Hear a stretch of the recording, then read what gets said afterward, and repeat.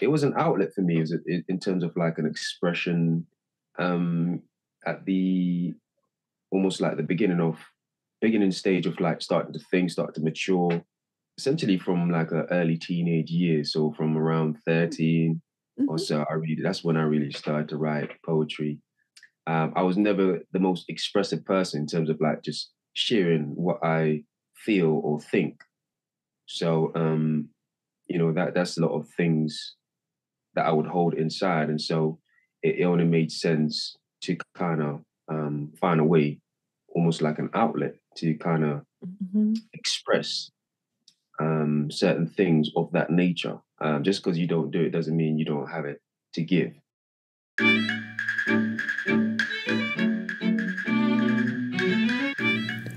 Welcome to Story Power, a bi monthly podcast where my guests and I chat about stories and creativity in all different styles and formats.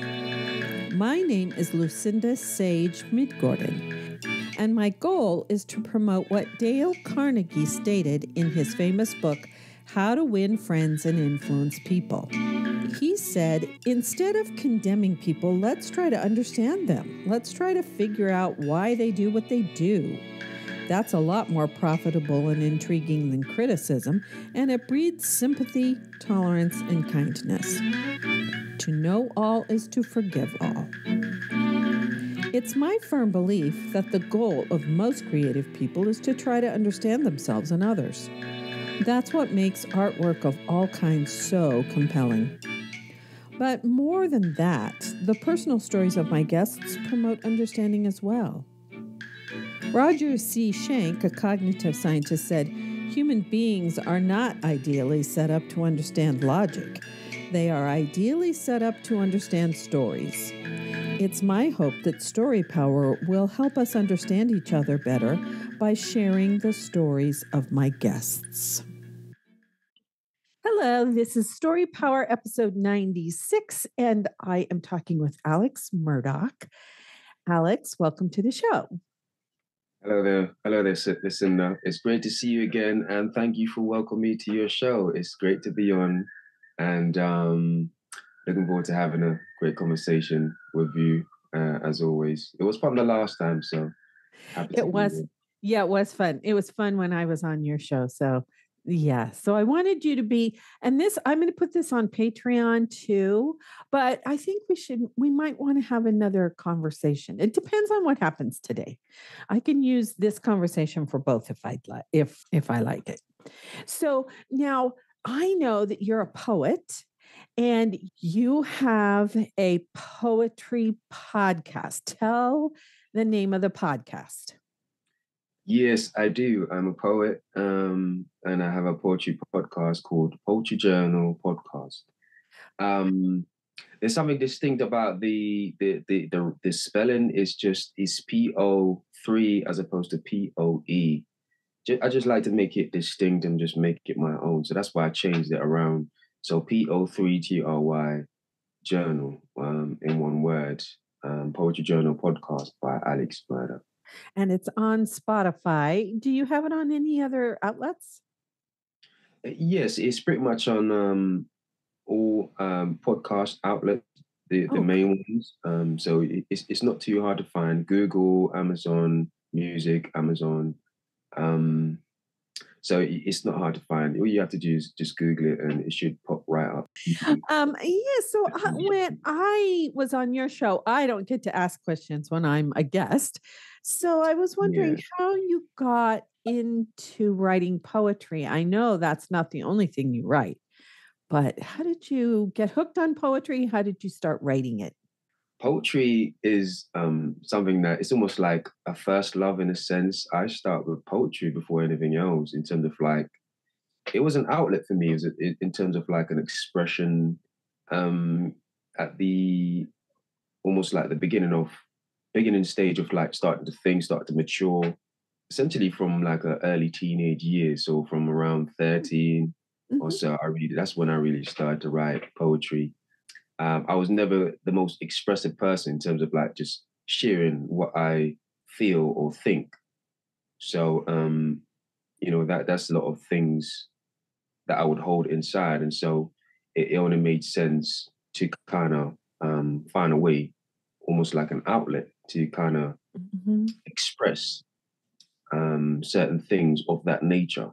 Just because you don't do it doesn't mean you don't have it to give, in a Right. sense. So poetry, that's pretty much how I kind of got into poetry, just to kind of find ways to express. Because at that same time, I didn't necessarily had the feeling to kind of share with anybody, but at least I could share with myself by just putting it on paper. And it was more or less just private for myself, just a hobby, something to kind of just help me just kind of rein in or just kind of speak my mind into the ethos, in a sense. I have kept a journal since I was 24. And yeah, I'm not writing poetry, but I kind of understand that wanting to put your feelings on paper. And for a long time, when I first started, actually, and then for a long time after, I felt like my journal was my best friend. Mm. Is it sort of like that, or was it sort of like that for you?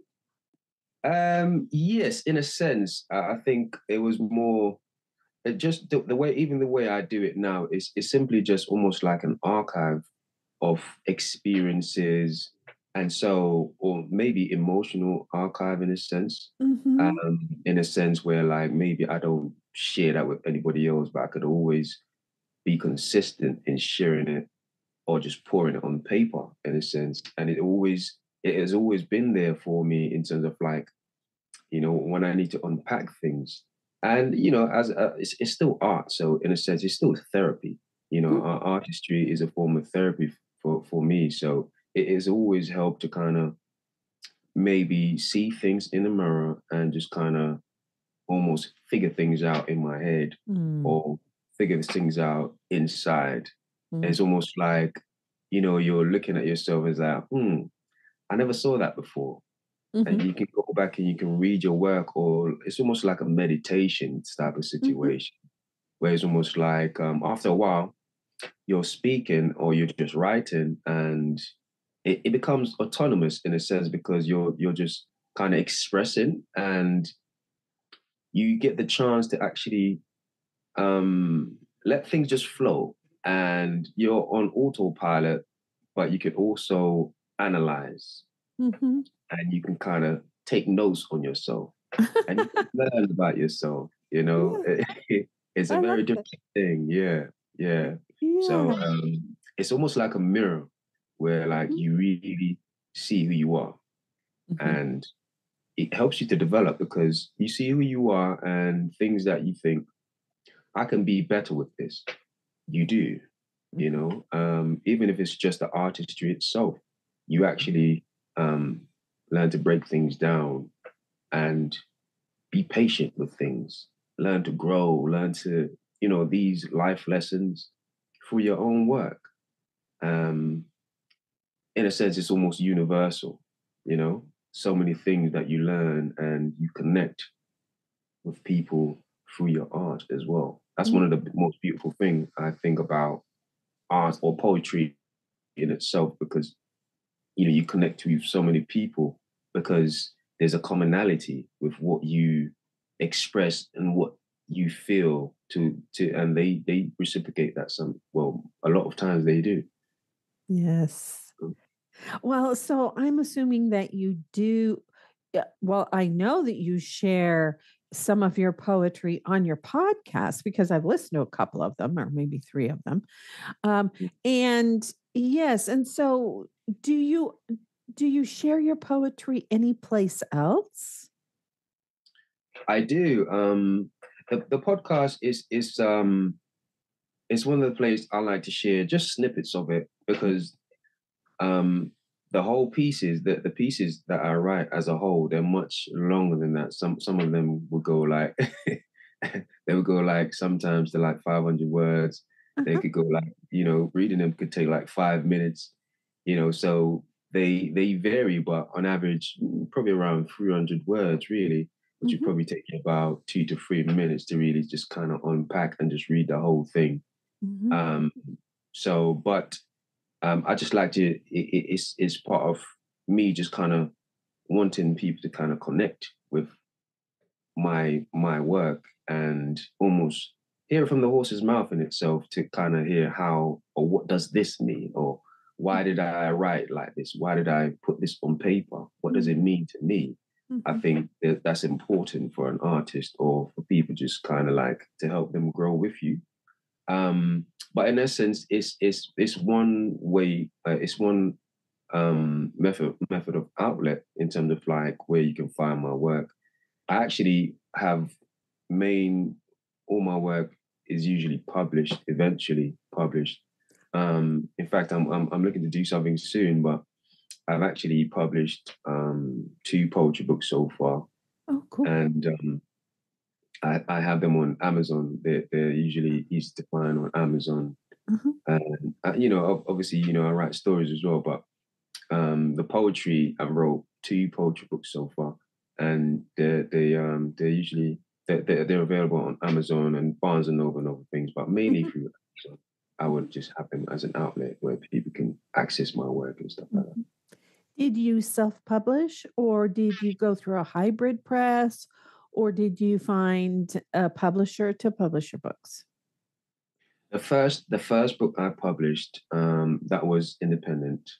The Mm-hmm. second one, that was also independent. Mm-hmm.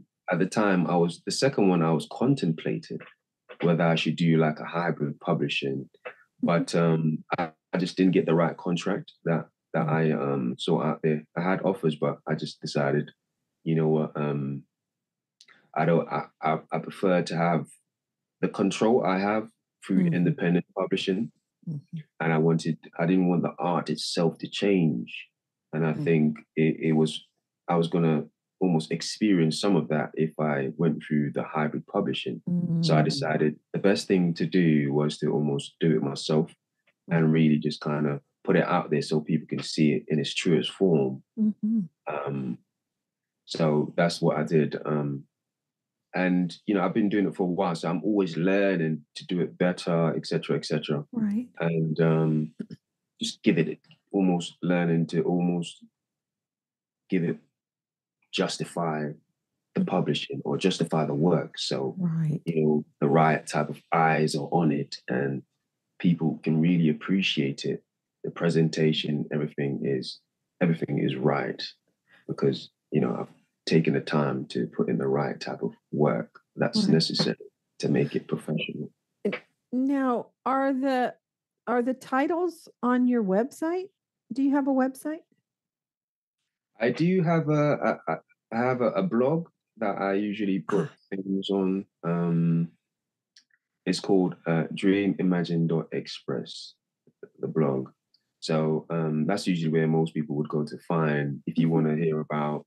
Because I also do like sometimes I would write like little like blog series where I would Mm-hmm. just kind of speak on things similar to what I do on my podcast, but Mm-hmm. it's almost like just in words where I would just kind of change it up the way I kind of present things, but speak about similar things. And it's all derived from poetry, where you're speaking about life and certain things and how I see the world and how I perceive things, and just kind of just going about expressing in such a way that people can really still understand, but from a different type of format, Right. as opposed to a podcast. Right. So, what are the titles of your books? The first book I did was Poetry Journal, Dream, Imagine, Express. So this was the first ever published that I ever did, Mm-hmm. Mm-hmm. and this was I like to think of it as like it was more the raw, unfiltered in a sense, where it's almost like it's just poetry. I've never, it's just like you're just writing and you just roll with it. Mm-hmm. And then the second one was the poetry journal, Growing Pains is the second one. In fact, this is the second one. Oh, wow. I always just have it. I always just have it up there, just laying around. Sometimes I forget about it because it's just like a part of the furniture. Uh-huh. This is what it looks like. The second one. Oh, yeah. And who Who created the cover for you? This was all done by myself. I used Amazon resources to kind of Ah, find everything I needed and just put it all together. yeah. And just, did my research in terms of like the colors and everything that I thought would represent the work, not only the work, but the book, Hmm. and just do it at a certain standard. I think people would appreciate and know that, I'm serious about my work and it's Hmm. professional. I think. Because I like the cover. I like the cover. Thank you. Yeah, yeah. The cover is pretty. I'm not sure if you noticed, but the cover itself is kind of like it's like a mask. It looks like a theater mask. Yeah, and it's kind of like with the theater mask, you have different types of emotions being Hmm. presented on it, Hmm. and so it's quite apropos with the subheading, which is growing pains. Um, in a sense where poetry journal, growing pains, and it's literally that where it's almost like it's just growing as a person, but it's also the hard times that comes with that, hence the Hmm. growing pains, and Hmm. just really just kind of just telling it like it is. But I would say this one is more almost like refined, but more of like who I am as a writer now in terms of like Hmm. just the way it's almost like mastery of my craft in a sense, Hmm. Hmm. So when people read this book, they really they're always fascinated with the way I put it together and the way the pieces kind of just draw you in and just come from such a unique place. Hmm. Even myself, even me myself, sometimes I look on it as that, like, where I did that wrote come from? that. Yeah, yeah. Sometimes it's fun to just read, or if sometimes even things I read recently, I'll just sit at home and just kind of just go through some of the recent pieces because I write all the time, so I always have new material, and I would just go through the pieces that I create, and it almost that's one of the thing about maybe poetry in itself, or maybe the way I do it. It always takes me back to where I was in my head when I wrote it, Hmm. and it's kind of a whole universe. It just takes you on a journey. Hmm. I think that's a beautiful thing. Yes. Yes. I love that. I'm glad that you published because I am a visual learner. So if I was thinking about our conversation that we had when I was on your podcast, and part Yeah, of why it's hard for me to listen to someone reciting poetry is because I get captured by an idea in the poem and I start thinking about that, and then I yeah, miss I miss what the rest of the poem. So it's always nice to be able to have the poem written down so that I can stop and think about it and then, oh, okay. And then I can continue to read. It's not something that's fleeting, like somebody reciting the poem and then it's gone. It's like, oh, yeah, you know. So, yeah, yeah, exactly, yeah. Mm. No, it's one of those things where, like I said, it's important that you take people on a journey because at the end of the day, it's not just reading, it's learning, it's mhm, experience. It's mhm, like you're living life through somebody else's eyes in a mhm, sense. mhm. And you might not necessarily agree with their opinion or their interpretation of such, but at the end of the day, it's almost like it gives you food for thought, it gives you food for growth in terms Right. of like, because now you're going to take that snippet and now that's going to stay with you, and that's going to make you almost ponder to almost kind of justify what did that person just make me read? What did that person just make me think? You know, Yes. what universe did they just create in my head? Now you have to make sense of that.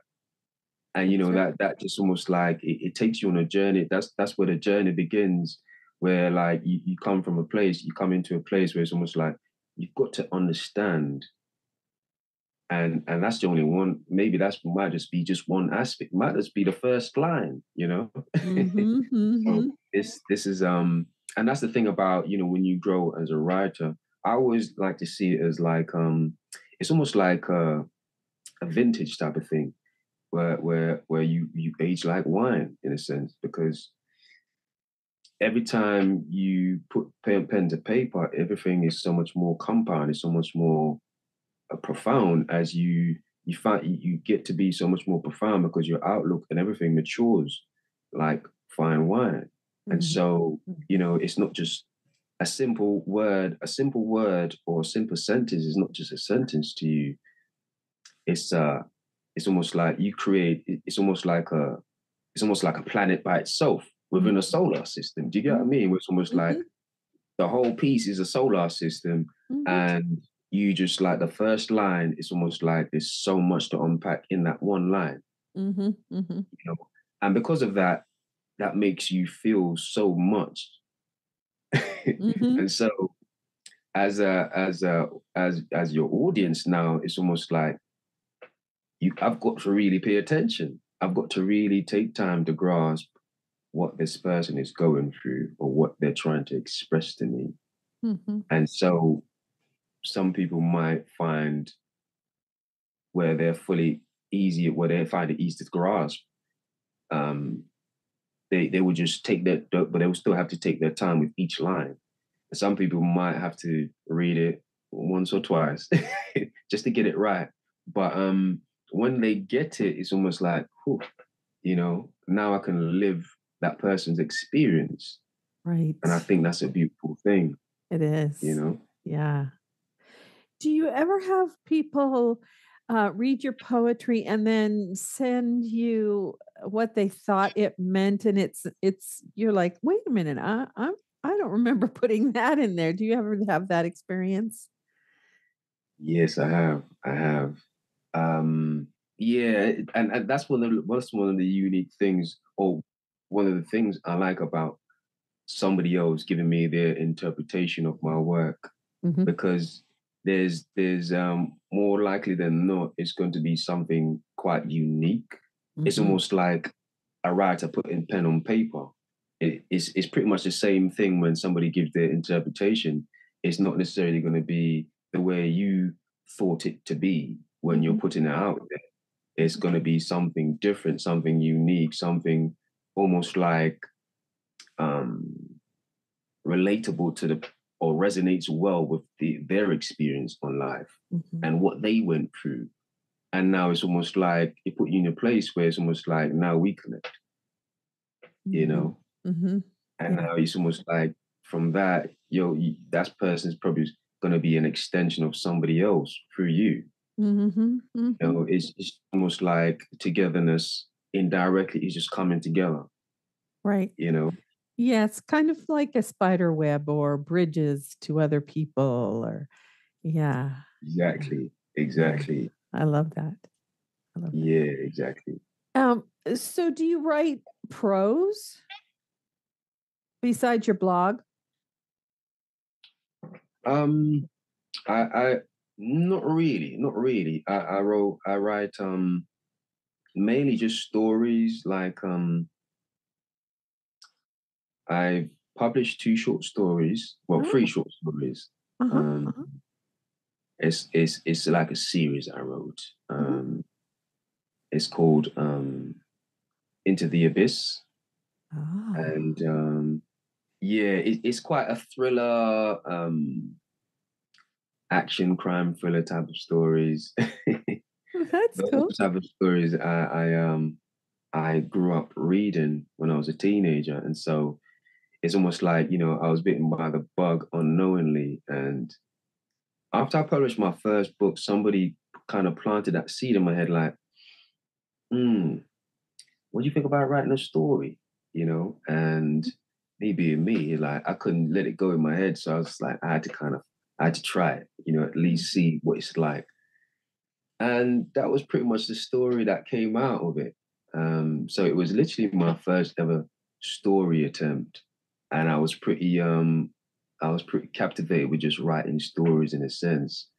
And ever since then, I've been pretty much doing both. So I write Oh, poetry and I write stories. And I've been even now, like to the point where I've kind of graduated to writing novels.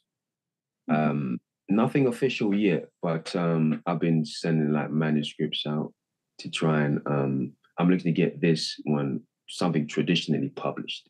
Uh-huh. Mhm. Um, I'm gonna give it some time and reach out. Just currently still reaching out to different publications, traditional publications, and Mhm. just trying to get that script out there while Yeah. I work on something else because I'm always working. So I Mhm. kind of just like to just that's my philosophy. So I always try to stay close. I find it helps me to stay close to my art or my Yes. writing in a sense. So this story um, that's gonna come out eventually, and then after that, hopefully by then I would have another novel to put out there. And it just it's just almost like it just keeps going. You just carry on. Um, yeah, so that's the plan really. But for now, it's just the short stories I have, the three short stories I have out there, and they're all available on Amazon. That's I fun. also did like a compilation where it's almost like a box set, all three in one. Uh-huh. So people don't necessarily have to buy just each. So now it's almost like all, which technically makes it a novella. But Mhm. um, yes, I have all three, well, all of them available on Amazon.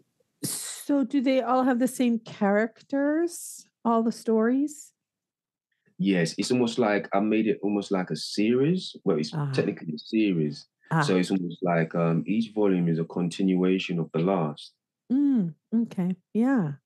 Yeah, yeah. That's cool. So you could turn that into a novel if you wanted to, probably. Pretty much, yeah.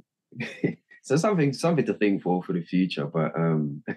right now I'm just I'm doing other things, so it's not necessarily an immediate concern or thought Mm. to Mhm. change that yet. But I'm sure in time, that might tickle my brain a little bit and make me want to, kind of evolve that story because I think that's I like that Mhm. story and just Mhm. to have it out there, man, that's it would be fun to kind of continue that at a later date. Um, it would I think people would enjoy reading more of that story. And I've actually been asked from other people whether they would want me to kind of whether they I was going to write more of it. um, I said I was thinking about it, so to be continued, I guess. I haven't decided yet. Yeah. It takes some I don't know about you, but it takes me a while to think about what I want to do. I'm always Mm. thinking about my because I'm working on my second novel and it's always in the back of my head. And then, something comes like a couple of days ago or last week or something, some more ideas came to me for my novel. So I have to go add those. Yeah. Yeah, it's just a continuing, development, I think. So, are you going to continue to write mysteries or will it be a different genre when you write another novel or some more short stories? Ultimately, my aim is to stay within one genre. Mm. Just literally just try and master Mhm. this to the fullest I can make it. You know what I mean? Mhm. Because as far as stories go, it's still I'm still young with it, so I really just want to grow with the whole branding of it and just have myself just kind of just evolve Mhm. over time. Mhm. Um, at least a decade and a half, maybe. Just really just enjoy it. And I actually like writing stories. I like writing in general. I like creating, and it's just I've figured out a good few years now, it's my path. So Right. there is no stop. There is no stopping. You Right. know, Mm-hmm. I take it serious. So that's why I create so much, because this is what I'm supposed to be doing. Mm-hmm. You Mm-hmm. know, so So, do you have to have a job on the side so that you can support your writing? absolutely, Uh, absolutely. Um, Unfortunately. unfortunately, if you know, I've only been doing this like, well, I created my blog in 2016. Oh, wow. That's a long time. Yeah. No, in terms of like just putting things out there, that's the first outlet I ever had in terms Mm-hmm. of like posting about poetry Mm-hmm. or anything on the internet. That was the first thing I created. Mm-hmm. And the first book I put out there was in 2019. Mm. So for me, it's almost like that was pretty much the time I decided I'm going to be professional. I'm going to turn a full-time writer and just do this properly, Mm-hmm. as in like, let me learn the business behind it. Let me research it, know the history, etc., and just Mm-hmm. really grow as Mm-hmm. a writer. So in terms of like being professional about it, I'm still quite new. I'm still quite young Mm-hmm. Mm-hmm. in the making. I would say, once I reach a decade, that's be like, okay, I know something, but Mm-hmm. just trying to stay humble in the process and just allow myself to grow. That's in essence, that's really one of the reasons why I started with short stories, Mm-hmm. Mm-hmm. just to kind of give me a chance to grow Right. and just, you know. Do you take classes or do you belong to a writers group or do you do like workshops, writers workshops or anything like that? Well, I've done a few. I've done, like some workshops. Mhm, mhm, I'm actually thinking about doing a workshop myself. Somebody actually asked me, would I be into doing a workshop? It was quite the surprise because my mind wasn't really, thinking about that uh-huh, type of thing. I had to take some time and think about it because, I don't really like to look the horse in the mouth in a sense and just dismiss it. So I thought, what, let me think on it. mhm, And so over time I thought to myself, why not? So mhm, that's something else I'm looking to do. Um, but in terms of like creating and writing, it's more constantly learning in terms of like research. So mhm, just going out there and just reading about it. What I've done as well is like I would research people that I know do it at a high level, like the Stephen Kings, mhm, mhm, the Martina Coles, like people that are really prominent with it, and it's kind of like that's a template, mhm, and that's one of the reasons I thought to myself, you know what, that makes a lot of sense because Stephen King he started with short stories, mhm, and I was like, it's a good way to kind of develop, mhm, almost uh, walk before you can run in a sense, you mhm, know. mhm. So I really wanted to just kind of pump the brakes a little bit and not get too ahead of myself before I'm ready. you know? Right. Yeah. Yeah, yeah. Unlike me, I always jump off the edge of the cliff and then I figure out how I'm going to land. Yeah, it gets the best of us sometimes, you know. I know, really. Yeah. Yes. So we only have about 5 minutes left, a little over 5 minutes. Do you have anything else you want to say, or do you want to continue? I'm open to continuing. I'm good to go. Okay. No, I thought while we were away, Mhm. I thought, I didn't ask Alex anything about any hobbies. Do you have any hobbies besides writing? Yes, I like to. I'm into fitness, so when I'm not writing, I would do gym or just running, just different stuff like that. Mhm. I normally try to get it done in the morning, so Oh, I have the rest of the day to just write, or yeah. Mhm. sometimes I have to perform, just different things. So I have the rest of the day to just do so much more. Mm-hmm.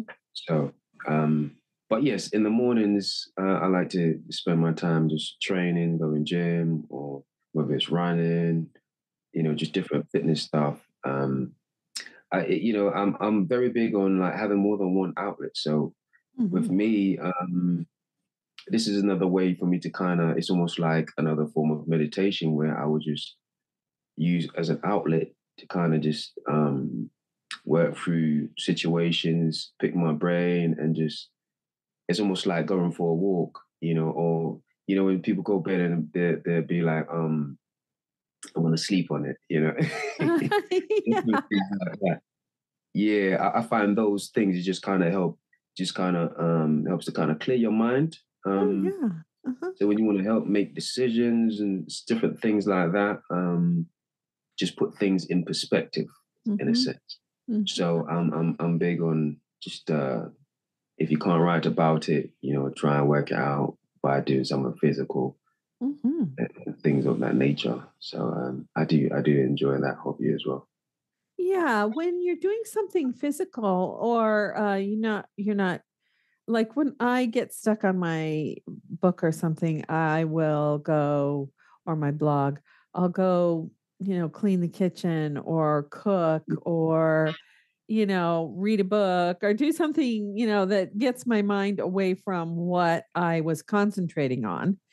And then I used to get lots of ideas when I was driving because it's, you have your brain is concentrating on the road, but there's another part of your brain that can be, free to. Yes, almost like your subconscious is free to just ponder, Yes. Right. maybe clear, maybe sweep the floor a little bit, get a bit of cleaning done, Hmm. organize your mental. Yes. Right. Yeah. Yeah.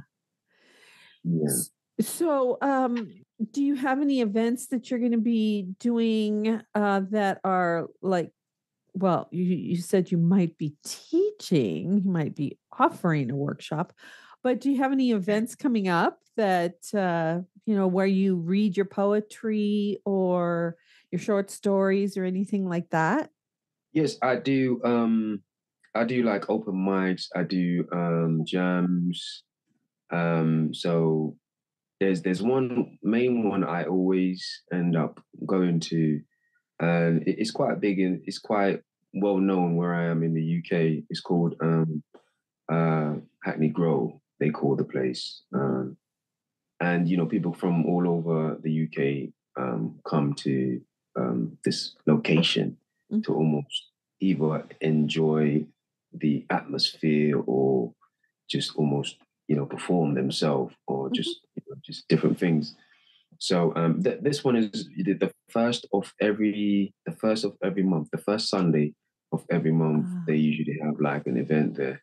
uh-huh. So that's literally also where I first started performing, which I've been doing for just over a year and a half now. I've been doing it, and it's been fun. I've met so many people from so many different walks of life. It's been amazing. It's been fun. It's been like a journey, just different things. But yeah, I'm pretty blessed to just kind of being able to kind of immerse myself in different surroundings, and it just kind of opened my eyes to so many different walks of life and journeys, and yeah, just pretty much in essence having fun with it. Mhm. It's always fun to meet other creative people, I think. Absolutely. And just the conversations alone sometimes where it's almost like you say certain things and they just literally just pick up where you left off because we kind of all understand what we're saying. Like we all speak that language, Yes. you So know. do so do all different kinds of people come there? Do that like songwriters and people who have short stories or is it all just like mostly poetry? It varies. Sometimes it's mostly poets, but it's fun because sometimes poets be almost reciting on stage Mhm. like new material, and it's a story. So it varies. Sometimes it's musicians. A lot of times it's musicians as well, Mm-hmm. guitarist, pianist, just different people. I remember one time I went to open mic and there was an opera singer there, you know? Wow. Yeah, yeah, yeah. Cool. She had some lungs in her. Um, yeah. Yeah. Because they have Yeah, to project to the yeah, back. yeah, yeah. It's strong, strong, strong. Mhm. A lot of rappers as well. Mhm. That's Yeah, cool. yeah, That's yeah, fun. You got a good yeah. mix. Got a good mix. Quite a good mix. Quite a good Now, mix. where is that located? It's pretty much I pretty much do it all over London, to be honest with you. East, west, south, London, just different Uh-huh. places. And it's almost like there's a groundswell in London where there's so many places starting to cater for creatives Oh, and cool. poets, and Uh-huh. even the BBC is starting to put on for creatives and just creating opportunities. There's a lottery funding going on at the moment to just have people um, promote hosting creative events. Mhm. Um, and even myself, I really want to grow with that part of what I do as well, my skill set in terms of like even start looking for festivals for next year and places like that, um, where Yes. I could perform and just kind of grow with my artistry and Yeah. just kind of share with so many more people that I have, Yeah. because um, I've always been blessed where people enjoy what I give Mhm. to people. The audience almost pretty much show me love. So yeah, it's a great feeling, and just to know that people can connect with your work. I think that's the biggest thing, where Mhm. they enjoy what you're sharing and the experiences that you're telling through the stories. Mhm. Because what I understand now, or what I've perceived, is that certain people, it's almost like they go through certain things, but they might not be able to express it, or they just don't want to because of where that may take them, or Mm. just the experience as a whole. Mhm. Um, so they appreciate somebody being able to kind of put it into words for them and just Right. express it in a Yeah. way that they enjoy listening to it, because it's almost like we're all less alone in the world, in a sense, when somebody can kind of express for you what you can't express for yourself. Right. One of the things that I was impressed about when I was listening to your blog or excuse me, your podcast Yeah. was uh your voice is very soothing, but also you don't rush through the poem. So it's like you give the listener time to kind of take it in. Although I'm one of those people that, oh, that little thing was really interesting. And then I go off on this tangent thinking about it. But not everybody does that. Not everybody's weird like me. Yeah, so you give people time. The cadence, I guess, is not fast. You don't talk fast like me. And so it gives people time to think a little bit about what you said and then listen to the next part. I, Yes. I liked that. Well, thank you. Yeah, I've heard a little bit of that. I've not really thought of it, my voice in that sense. I was just more just like hoping that I project the words and Mm, pronounce it properly, and mm, hopefully, people kind of understand or get where I'm coming from with it. mhm, But I've had a chance to, I've had time to really just think about things and just make sure that, what, seeing as people appreciate what you do, um, take it serious and just respect the craft in mhm. itself, just to make sure that you deliver, and, you don't fall short in people's eyes, because people are making an effort to kind of almost be some certain places so they can see something, Mhm. and what they see of you might actually make their day, or they might actually be the pick me up that's vital or pivotal to where they are in life at that moment. So you just don't know what people are going through, and Right. it's important to almost assume that, you know what, somebody is here to hear something that and you might be the person that they need to listen to. Mm-hmm. So you're always trying to take time and just give the words room to really operate and express and resonate with people's ears. Right. Well, oratory, which is kind of what you do, is is a learned craft. I mean, it's my background's in theater, so being able to get up and talk to people, even if you're a teacher or you're giving a speech, you have to be able to talk to people so that they understand what you're. It's a learned Yes, skill. It's a learned skill to be able to grab people's interest and their emotions and have them go along on this little journey with you while you're whatever it is you're talking about. Sharing poetry is an emotion. Poetry is an emotional art form. So yeah. absolutely. I think it starts with, um, in my opinion, empathy. Just being able to be empathetic to somebody else's plight, Mm-hmm. but perhaps that starts with your situation first, where it's almost like you do for self, and then you learn to do for others through what you're doing for yourself.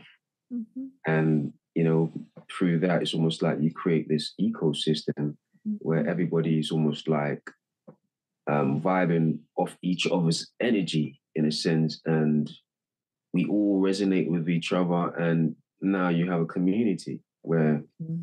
everybody is growing together, Mm-hmm. and that support system, and everything just kind of almost grow from there.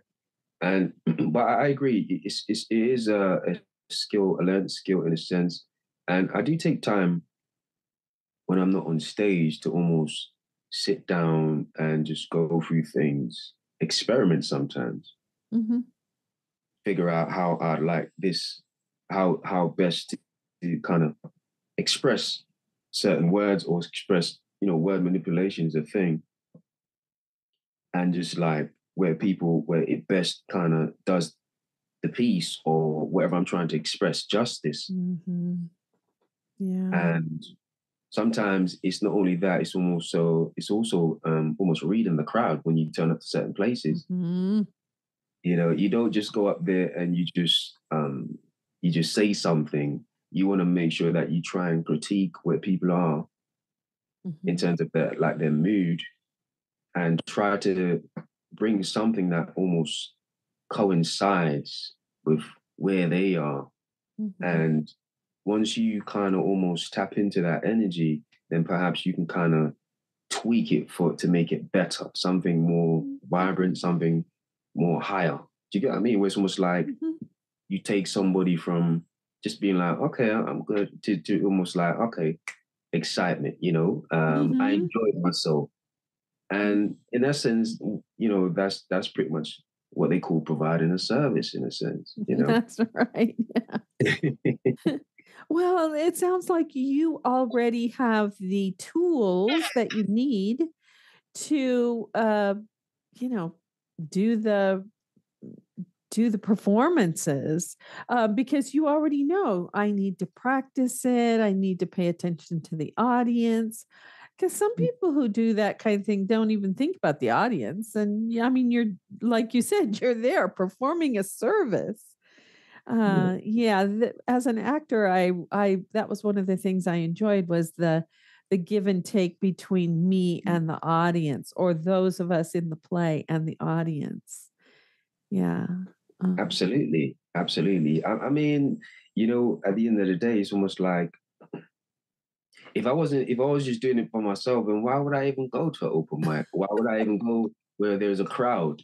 Do you get what right. I mean? It's almost like, you have to there's have to be some form of reciprocation Mhm. between you and the audience, where it's almost like we kind of, feed off each other's energy, or it's almost like a reflection of what I'm doing or what you're doing. Do you get what I mean? Where it's almost like, okay, let's galvanize people's mental and just make it put in putting it in a place they can appreciate when they leave. It's almost like, oh man, I'm actually better for it. Mm-hmm. I'm glad I came here. I'm glad I saw what you did or saw what you said. Mm-hmm. And now it's almost like I can walk away and I can go home feeling lighter, you know? Mm-hmm. Yeah. Mm-hmm. That's And great. that's one of the reasons sometimes I would start with something profound, but I always try to sometimes finish with something more lighter or something more wordplay where they can actually enjoy, Mm-hmm. less off the shoulders. Because sometimes, those pieces can get quite heavy. True. Yes. But there are, I'm really into movies and plays and books because, my background's in theater. And there are movies or plays that could be considered tragic, but there's also something uplifting about them too. So, I'm thinking of Gladiators, one of them. The main character dies at the end, but there's something uplifting about what he did, Absolutely. what he tried to do, and what he did, and how the people honor him and just leave Commodus in the dust. Yeah. Yeah. But Yeah. yeah, Braveheart's another one. Antigone, I'm thinking of Antigone as a Greek play. And Antigone dies at the end, but the reason she dies is because she stands up for the her brother has been killed and her uncle is not allowing her duty to go and take the body and prepare it for burial and all of that. Yeah. And so Yeah. she goes and does it. She doesn't care that her uncle is saying no, I'm outlawing that. And that's why she dies in the end. So but she's standing up for her principles. And so there's something about that is very enlightening or rewarding, or it's great to have somebody who stands up for what they think is right, even if it's going to be Yeah. tragic. The end is going to be tragic. Yeah. I actually think it's almost like the ultimate projection in a sense, where it's almost like a liberation to infinity and beyond when you think about it, because they project this ultimate well, it's almost like a symbol, symbol of freedom in a sense, where I'm liberated, and to the point where I've turned into a martyr, and now I'm, I pass away, I die, but that whole symbol is, almost like the damage is done, the symbol's been created. Right. Yes. And it's almost like, it's almost like you bear witness to your hero, but you never see them long enough to see them turn old or see them show weakness in a sense. So now you turn into a myth or a legend in a sense, that whole idea that you've created, because you're not around to turn old, to show weakness or anything like that. So, that whole idea lives and it grows into people's mind, well, in people's mind, and it turns into a myth, turns into a legend, because that whole idea is going to spread and it's going to grow wings and it's going to turn into a monster. It's going to turn, it's going to run out so many closets. Right. Like, yeah. I wouldn't call it a monster, well. but yeah, because sometimes the idea that the person has died for is noble, sometimes noble. Yeah. Yeah. No, when I say monster, I mean like monsters towards oppressors as opposed to right. you know what I mean? But when it comes to people of like thinking about people that liberated them, this is something they could always turn to. Like a Braveheart movie. You know what Braveheart did? You know what he did for his people, etc., etc. And the same thing for Maximus. He died and he paved the way for his people. Where it's almost like Mhm. they could literally fight forever now because they know what a cause is. They know what a cause, the Mhm. definition of such is through Mhm. his own doing. He literally led the way to kind of Right. share with them that, there is almost like life, there's a better life for you, Mhm. and you should almost attain it. You have the right to attain it. Mhm. There's so many gems with these movies and ways and facets to them that Mhm. you can always take away. Right. You know, Oh, but this has been so fun. Do you have anything else you want to say before we go? I did have one question. Oh, okay. Well, seeing that you're a lady with so much knowledge, so I was curious. Um, is there any things in terms of like, because you're an actor as well, is there any things that maybe you think is essential or you think is important in terms of like sharing for like creators, whether it's a writer or poet, just poet like myself, or a musician or anything like that. Is there anything that you've learned that you think is profound and unique that you could share with creators? I'm not sure that it's profound or unique, but I have always been curious because I had this father who taught me how to be curious about people and why they do what they do. And I guess that's why I started Story Power. I mean, almost everything I did was about stories. Even Yeah. my education, the things that I studied were all about stories. And it was because I was trying to find out, my first degree was in religious studies, and I wanted to know the stories of the people that were in the Bible and how, what was their experience of God, and how did that change their lives? And then I added uh, theater and speech, and it was the same thing. Why do people do what they do? It's because we all like you already said earlier, we Yeah. all live in our own little universes, and uh, the only way I can really learn about somebody else's universe is through stories, is Mm. through trying to portray a character. That was one thing that I learned when I was acting is, oh, this, okay, I'm playing this pathological liar, but that person and I have, that was the hardest role I ever played. Uh, but that person and I have things in common, so playing other personalities, I learned that, oh, you know what? This person and I, this character and I have things in common. So Mm. that's one of the things that I love about stories is reading books, or because now I'm reading a series of spy novels. I rarely read spy novels, but I'm finding that I have things in common with those characters, from Mm. Russia or the uh, CIA, in the CIA. It's like, oh, I would never want to be a spy, but they are constantly observing other people, and Yeah.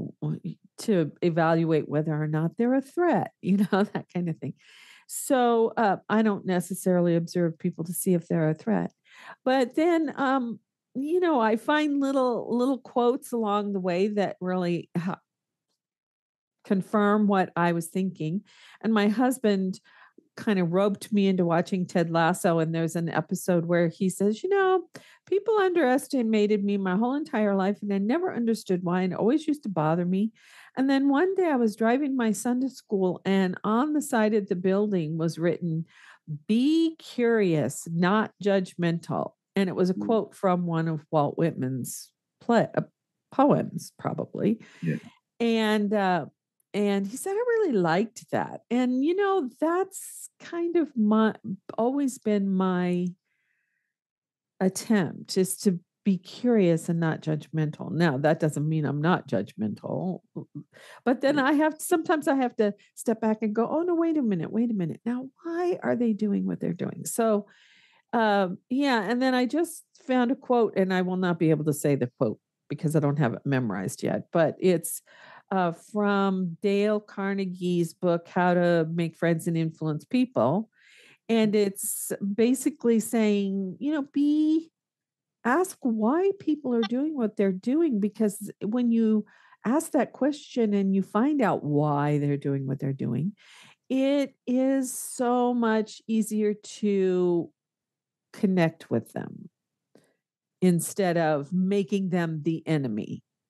Mm. And Yes. well, it just seems like we need that right now in the world. We need to try to be curious about people and understand why they're doing what they're doing. So that's always kind of been my bent, and that's why I started Story Power, was because I wanted to get down to, why do people do what they do?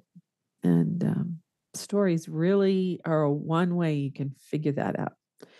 But you already seem to be on that path, so my advice to you is just keep going. Just keep going. Yeah, yeah. I mean, a lot of what you said resonates with me in terms of like just being curious and experiment is a big part of it, Mhm. because sometimes you should just you don't have to plan it, and I think it's a big part of not going out. Okay, saying this is how I want it to be, and just let it happen. Sometimes just believing, just being organic with it, Mhm. and you you end up learning so much from about yourself, but also about what you're doing, and that makes you better at what you're doing. It makes you, it crafts you better. It sharpen your tools and your skill set. And um, Mhm. it's funny because sometimes these things transcends just like just artistry. It becomes life, as you know. Art imitates life, and so sometimes it's a reflection, and that's why I think it's people find it so relative sometimes when we express certain things, whether it's a painting or words. Mhm. There's so many different ways you can kind of apply and implement some Mhm. of the things that we're expressing, Mhm. um and it's just so much inspiration. And Mhm. whether you can find inspiration for life, or just like experimenting to kind of like find a different way to kind of do something that you've done a millionth time, another unique way. Do you get what I mean? It's almost like Mhm. so many doors creates so many universe is awaiting you out there if you only be curious enough to kind of, let yourself go and just Mhm. see where it takes you. Right. Explore. Yes. Explore. Explore. That's a beautiful thing. Yes, it is. Well, we're almost out of time. Do you have anything else you want to say before we say goodbye? Well, firstly, I want to say, well, it was great being on. I love conversations like this, and we covered so much ground in so little time, and it was Yes. fun. And thank you for having me on. Hopefully, we shared a lot where so that people can kind of actually take from it and actually enjoy what we have Yes. to say. Oh, well, good luck to you. I'm really excited about all the things you're doing. It sounds so exciting. Thank you, thank you. Yes, it is. Yes, it is. It's funny because it's just I think I'm more enamored by just the journey and just enjoying myself because I actually love what I do. Mhm. But I'm all about the work, so I'm just really making Mhm. sure I do the work justice. Yes, You good. Yes. I like doing the work too. know. Yes. It's Well, fun. there you go. We have something in common. That's right. Well, thank you so much, Alex. Thank you for having me. It's been a pleasure. Listen up.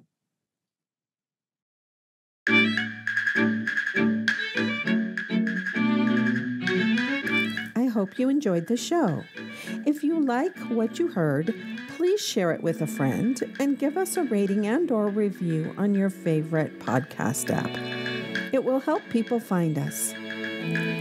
I invite you to join my Patreon community at patreon.com/storypower, all one word.